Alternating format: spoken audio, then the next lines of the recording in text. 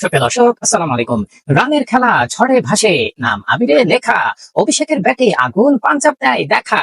ছক্কা ছাড়ে মাতাল মাঠ, বোলারদের কাপে শেখা। এই ম্যাচ নয় শুধু জয়, হাসির গল্প রেখা।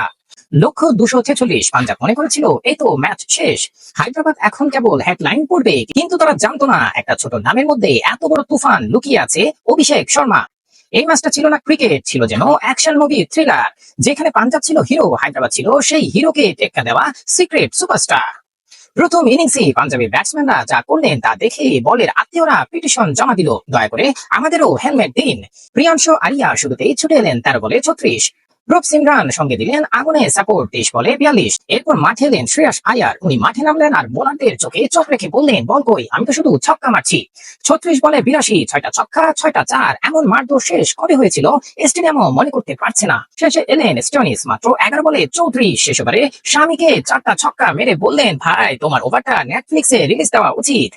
Samir spell 4 over 75 run, wicket শূন্য। বোলারদের জগতে এখন তিনি দয়াবান দাতা।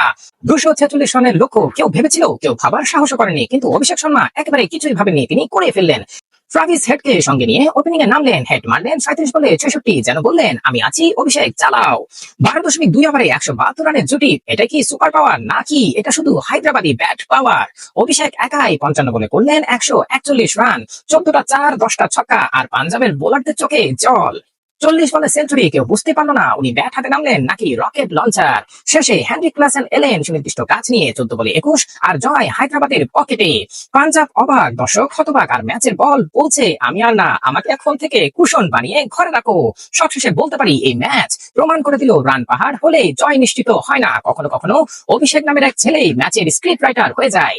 যারা ম্যাচ মিস করেছেন, এটা শুধু ম্যাচ নয়, এটা ছিল এক ক্রিকেট কমেডি ব্লকবাস্টার। হায়দ্রাবাদ জিতেছে আর আমরা পেয়েছি হাসির নতুন খোরাক। সুপ্রিয় দর্শক, এ ধরনের মজার মজার খেলা সংবাদ পেতে আমাদের সঙ্গে থাকুন। ধন্যবাদ। আসসালামু আলাইকুম।